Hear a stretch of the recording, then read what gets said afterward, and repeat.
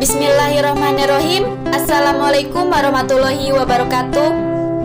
Perkenalkan, nama saya Iis Kusmiatiningsi dengan nomor induk mahasiswa A241210045 dari kelas C, Prodi Pendidikan Fisika, Fakultas Keguruan dan Ilmu Pendidikan, Universitas Tadulako.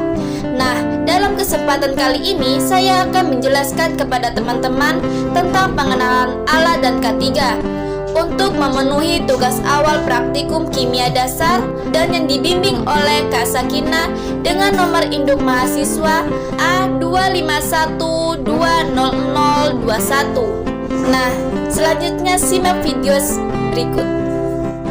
Adapun tujuan percobaan dari pengenalan alat dan K3, yang pertama, mengidentifikasi beberapa macam alat dan kegunaannya dengan benar. Yang kedua, mengenalkan peralatan kesehatan dan keselamatan kerja K3 di laboratorium. Yang ketiga, mampu menggunakan peralatan K3 di laboratorium dengan benar. Yang pertama, gelas ukur. Fungsi gelas ukur adalah sebagai alat untuk mengukur volume larutan, mulai dari volume 10 mm hingga 2 liter. Gelas ukur berbentuk pipa dan umumnya terbuat dari bahan plastik polipropilен yang dilengkapi dengan bagian bawah yang lebar sebagai kaki untuk menjaga kestabilan gelas ukur. Yang kedua adalah tabung reaksi.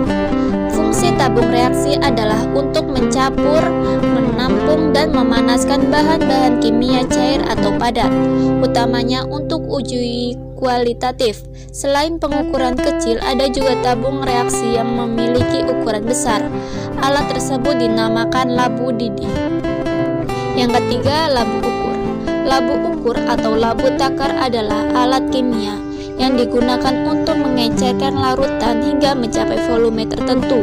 Alat yang terbuat dari kaca berbentuk labu ini juga bisa digunakan untuk menyisakan larutan kimia analitik dengan konsentrasi dan jumlah yang berakurasi tinggi. Yang keempat, labu Erlenmeyer.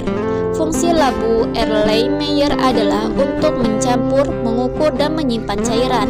Umumnya, Erlenmeyer terbuat dari kaca borosilikat sehingga tahan ketika dipanaskan. Ukuran labu Erlenmeyer bervariasi mulai dari 50 sampai 500 mm. Yang kelima, gelas beaker.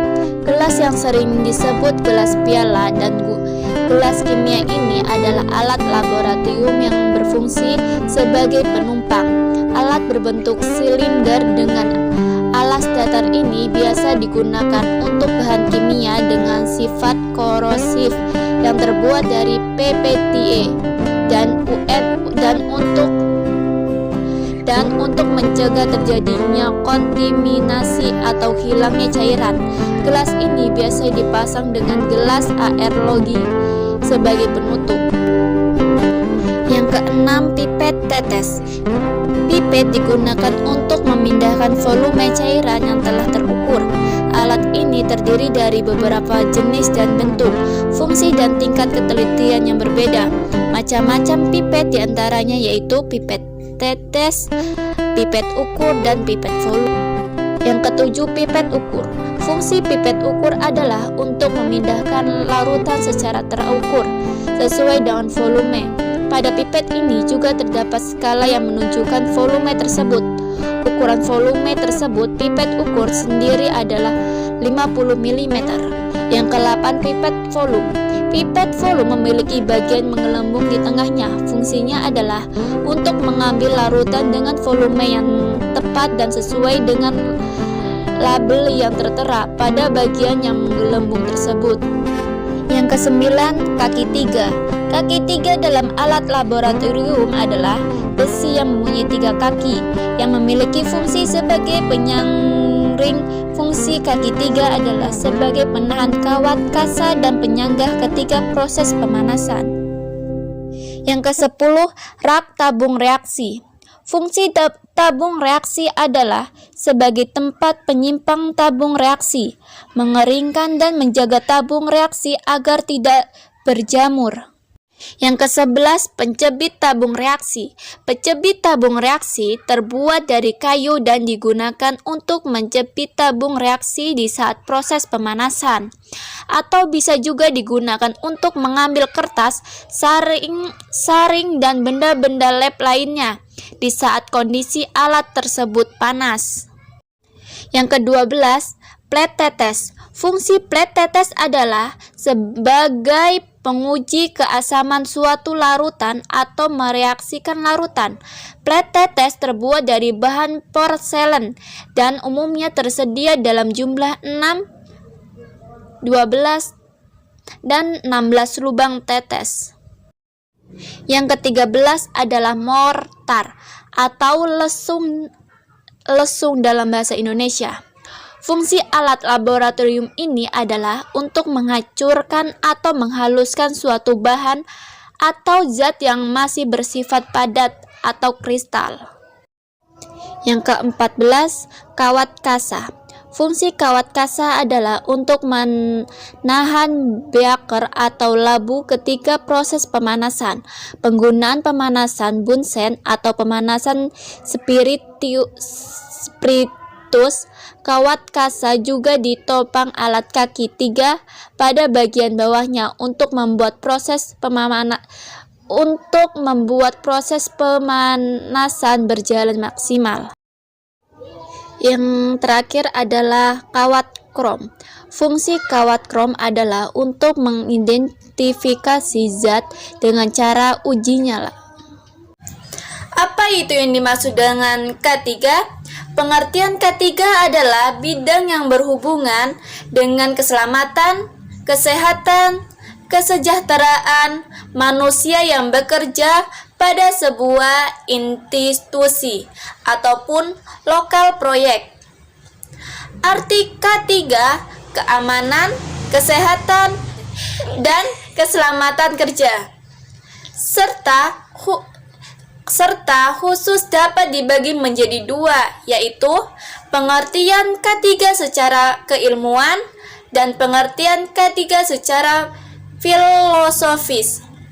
Pengertian K3 secara keilmuan, K3 merupakan ilmu pengetahuan dan penerapannya dalam upaya mencegah terjadinya kecelakaan dan penyakit akibat kerja.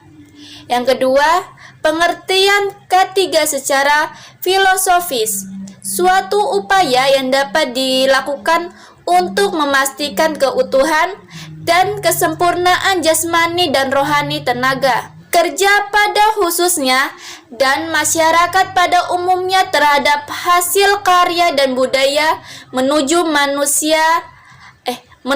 masyarakat adil dan makmur.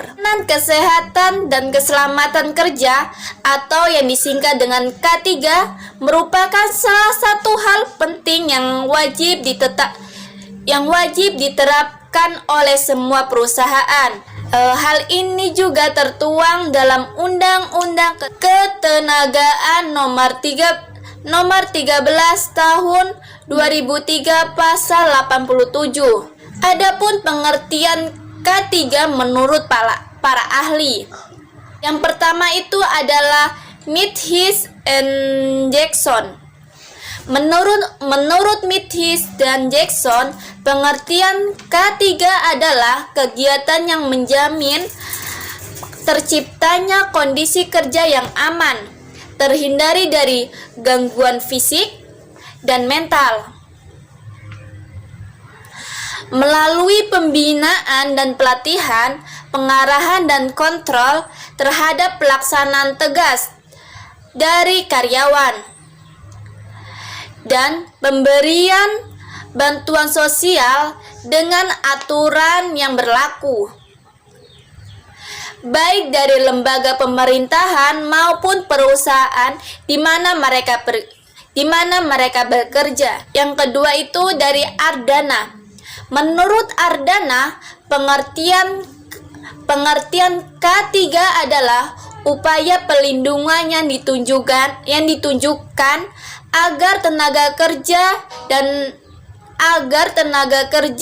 dan orang lain di tempat kerja selalu dalam keadaan sehat dan sehat keadaan selamat dan sehat, sehingga setiap sumber produksi bisa digunakan secara aman dan efisien. Baiklah, sekian dari saya akhiri. Wabillahi taufiq wal hidayah. Wassalamualaikum warahmatullahi wabarakatuh.